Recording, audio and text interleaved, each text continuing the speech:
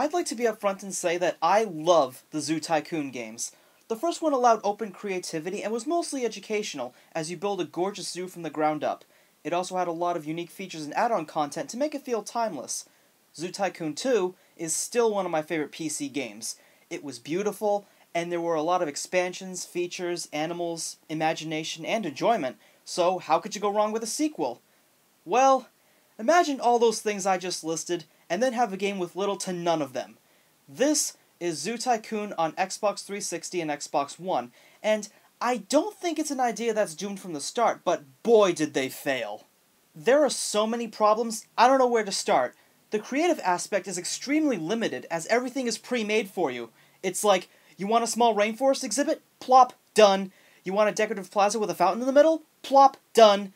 You want a food court that serves burgers and drinks? Well, plop, plop, two little islands side by side. Everything in this game is a round island, and when you place stuff down, paths will magically connect between them, so you have no control over them.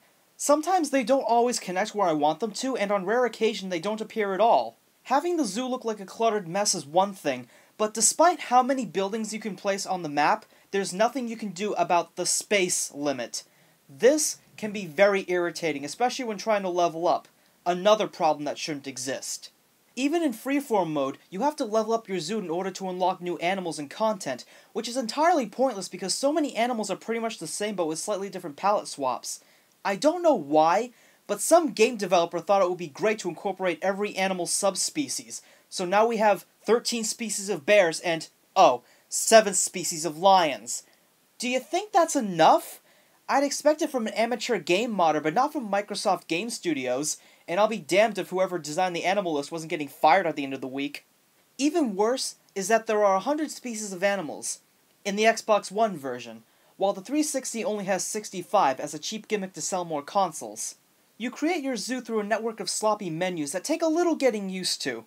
But you can also walk around your creation as a zookeeper, similar to how you could in Zoo Tycoon 2, but now you can also call a little buggy to drive you around much faster. It's a little unnecessary, but a fun addition. Another thing that I feel the need to complain about is the music. The other games had a fun, upbeat soundtrack that uses the same notes each time, so I could easily remember its trademark theme. Zoo Tycoon Xbox, on the other hand, has a dull, forgettable soundtrack. It's not bad by any standards, but I still can't stand it since all the tracks sound like something you hear on a summer boardwalk. Something that's new to the series is that there's also a multiplayer aspect where you can share your zoos with other players, but what's the point, since I can only imagine that all the maps are going to look the same but with the islands placed in different locations each time.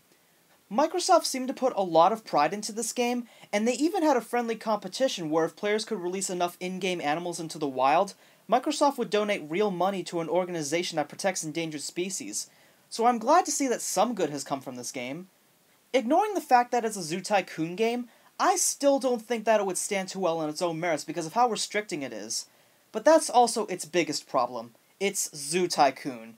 Fans will automatically know what to compare it to and see how it holds up, so it just seems more like a selling point. I know a lot of people enjoy this game, but I really hate it. I can see that it wanted its own identity, but ended up receiving none of that. And since the PC games also had an elaborate modding community to always add user-made content, I bring back the million-dollar question, why home console? In the end, this game sucks zebra balls. It doesn't even have zebras in it.